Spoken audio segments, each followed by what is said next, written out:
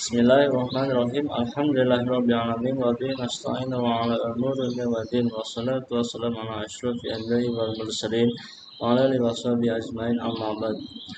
Assalamualaikum warahmatullahi wabarakatuh.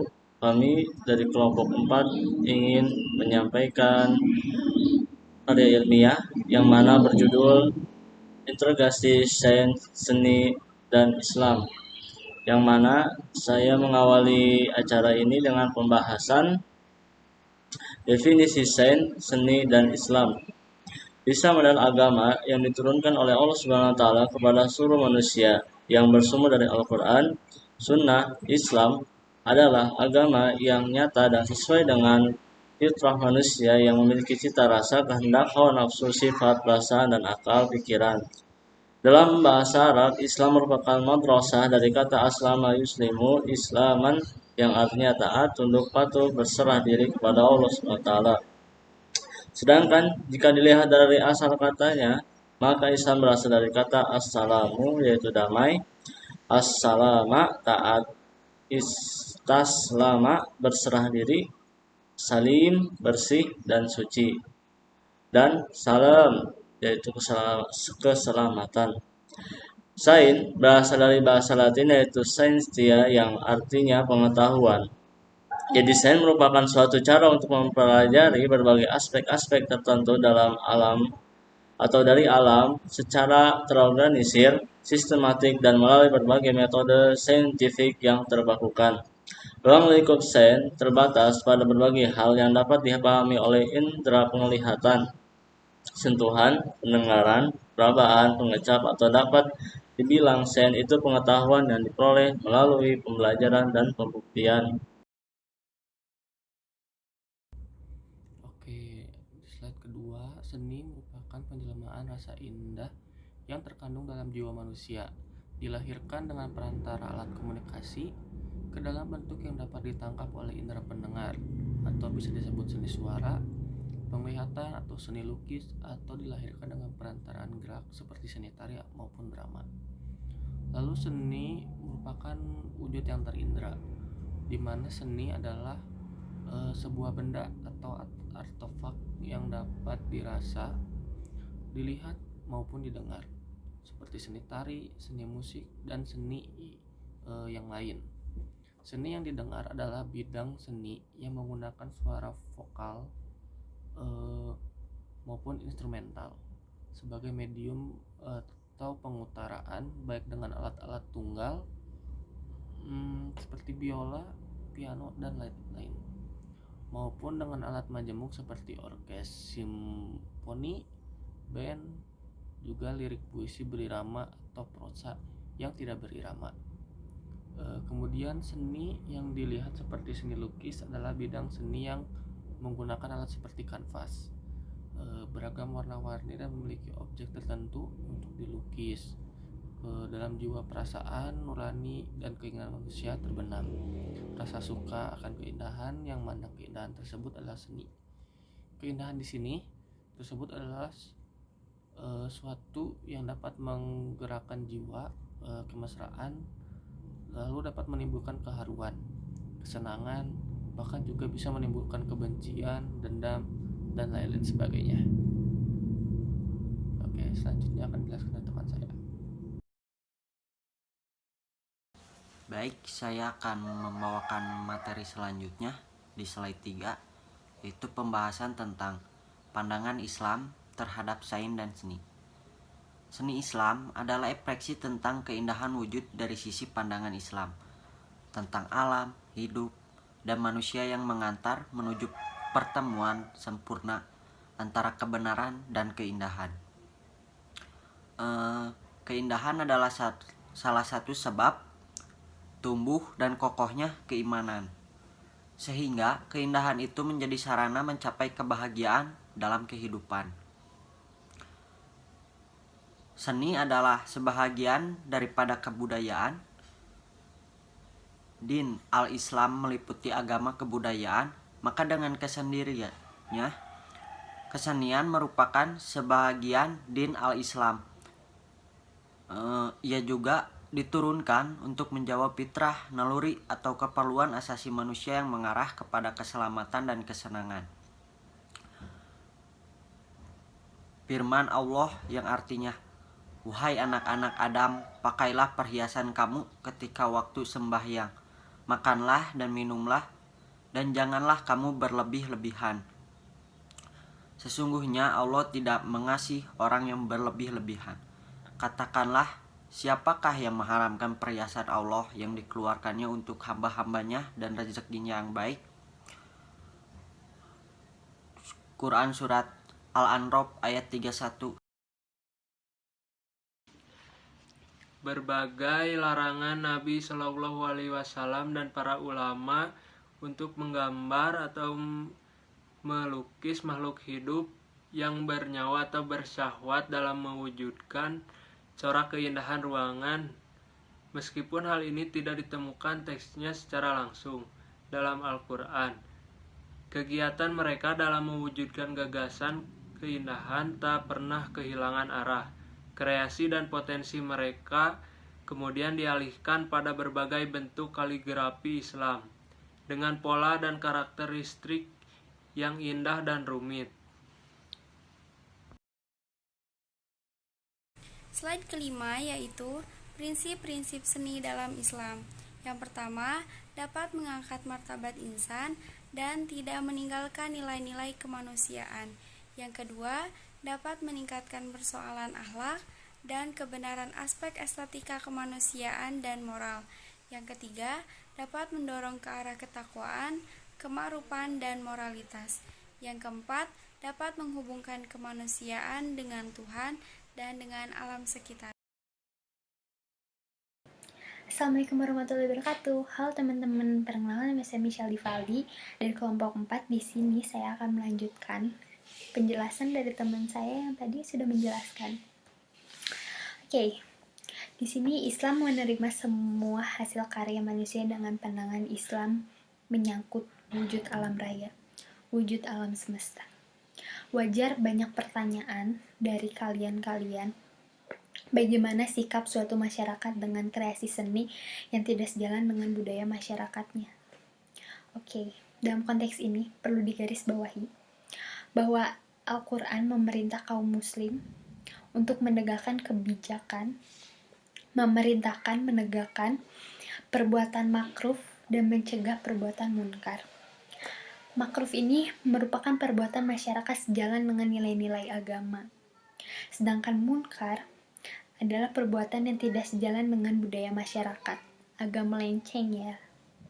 Oke. Dari sini setiap muslim hendaknya memelihara nilai-nilai budaya yang makruf dan sejalan dengan ajaran agamanya, Islam. Oke, dan inilah mengatakan mereka untuk memelihara hasil seni budaya setiap masyarakat. Seandainya pengaruh apalagi yang negatif dapat merusak adat istiadat tersebut, serta kreasi seni yang dari suatu masyarakat itu, maka kaum muslim di daerah itu harus tampil mempertahankan makruf yang diakui oleh masyarakatnya, serta membendung setiap usaha dari manapun datangnya yang dapat merongrong makruf tersebut. Bukankah Al-Quran memerintah untuk menegakkan makruf ya? Terima kasih teman-teman.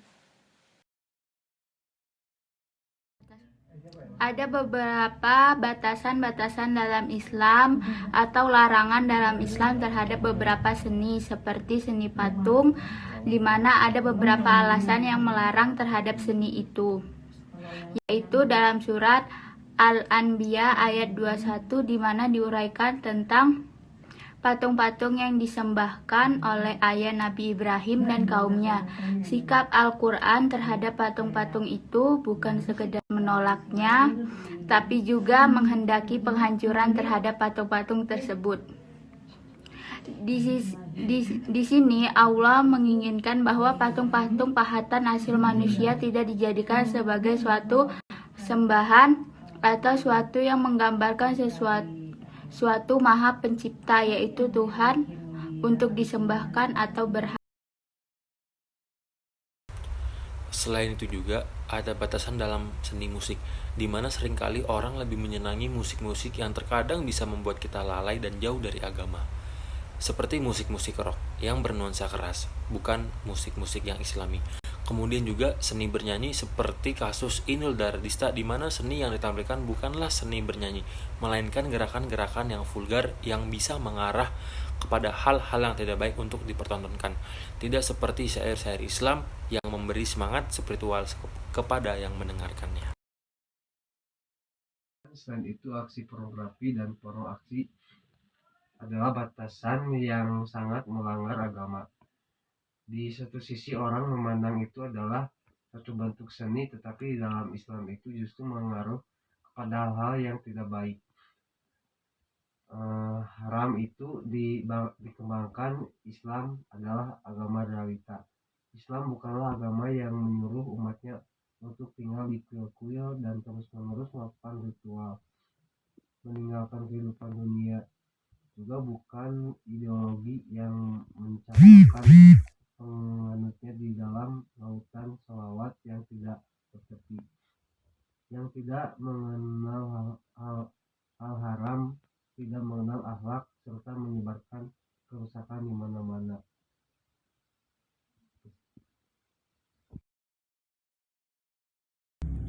Oke, yang selanjutnya adalah konsep integrasi antara sains seni dalam Islam. Diakui bahwa iptek di satu sisi telah memberikan berkah dan anugerah yang luar biasa bagi kehidupan umat manusia. Namun di sisi lain, iptek telah mendatangkan petaka yang pada gilirannya mengancam nilai-nilai kemanusiaan. Kemajuan dalam bidang iptek telah menimbulkan perubahan sangat cepat dalam kehidupan umat manusia. Perubahan ini selain sangat cepat memiliki daya jangkau yang sangat luas. Hampir tidak ada segi-segi kehidupan yang tidak tersentuh oleh perubahan. Perubahan ini pada kenyataannya telah menimbulkan pergeseran nilai-nilai kehidupan umat manusia, termasuk di dalamnya nilai agama, nilai moral, dan kemanusiaan. Dalam pandangan Islam, antara agama Islam, ilmu pengetahuan, teknologi, dan sains terdapat hubungan yang harmonis dalam dinamis